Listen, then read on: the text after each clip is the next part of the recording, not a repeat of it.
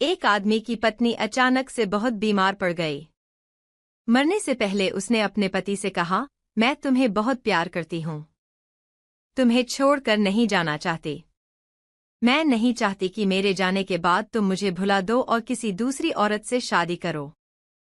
वादा करो कि मेरे मरने के बाद तुम किसी और से प्रेम नहीं करोगे, वरना मेरी आत्मा तुम्हें चैन से जीने नहीं देगी। और इतना कहकर वो चल बसी। उसके जाने के कुछ महीनों तक उस आदमी ने किसी दूसरी औरत की तरफ देखा तक नहीं, पर एक दिन उसकी मुलाकात एक ऐसी लड़की से हुई जिसे वह चाहने लगा। बात बढ़ते बढ़ते शादी तक आ गई और उनकी शादी हो गई। शादी के ठीक बाद आदमी को लगा कि कोई उससे कुछ कह रहा है। मुड़कर देखा तो वो उसकी पहली पत्नी की आत्मा थी।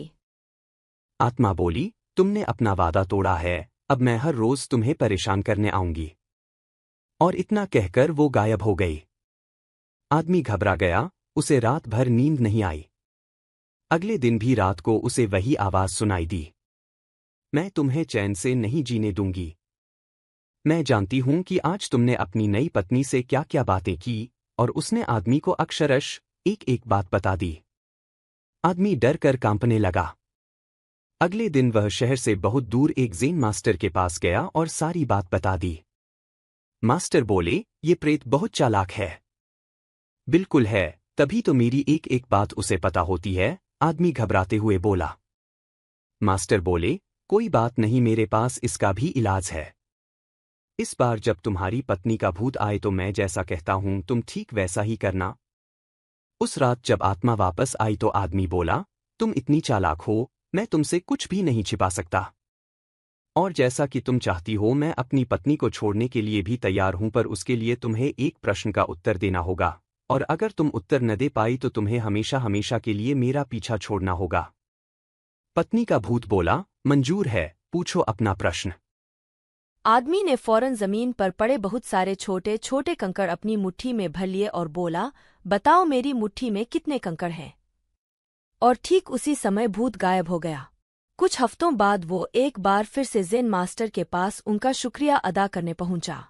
मास्टर, उस भूत से मेरा पीछा छुड़ाने के लिए मैं जीवन भर आपका आभारी रहूंगा। आदमी बोला, पर मैं ये नहीं समझ पाया कि आखिर उस प्रश्न में ऐसा क्या था कि एक झटके में ही भूत गायब हो गया। मास्टर बोले, बेटा, दरअसल कोई भूत था ही नहीं। मतलब? आदमी आश्चर्य से बोला।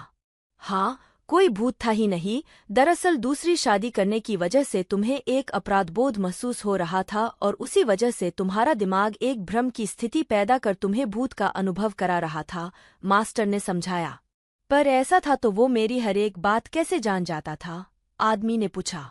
मास्टर मुस्कुराए, क्योंकि वो तुम्हारा बनाया हुआ ही भूत था, इसलिए जो कुछ तुम जानते थे वही वो भी जानता था। और यही कारण था कि मैंने तुम्हें वो कंकड़ वाला प्रश्न पूछने को कहा, क्योंकि मैं जानता था कि इसका उत्तर तुम्हें भी नहीं पता होगा और इसलिए भूत भी इसका उत्तर नहीं दे पाएगा और तुम्हें तुम्हारे दिमाग की ही उपज से छुटकारा मिल जाएगा। आदमी अब पूरी बात समझ चुका था। उसने एक बार फिर मास्टर को धन्यवाद किया और अपने घर लौट गया। फ्रेंड्स, कई बार हमारे मन में भी किसी पुरानी बात को लेकर एक गिल्ट फीलिंग रह जाती है। कहानी में भूत का आना उसी तरह की फीलिंग का एक एक्सट्रीम फॉर्म है। पर अधिकतर मामलों में हम किसी पुरानी घटना को याद कर अफसोस करते हैं और कभी कभार खुद पर क्रोधित भी हो जाते हैं। ऐसा बार बार करना गलत है। अपने भूत की वजह से अपने भविष्य और वर्तमान को बिगाड़ने में कोई समझदारी नहीं है। इसलिए अगर आप भी किसी पुरानी घटना की वजह से अपराधबोध महसूस करते हैं तो ऐसा ना करें। गलतियां करना मनुष्य का स्वभाव है, सभी करते हैं। आपसे भी हुई तो कोई बात नहीं। उस घटना को पीछे छोड़ें और अपने जीवन को सार्थक बनाने की दिशा में काम करें।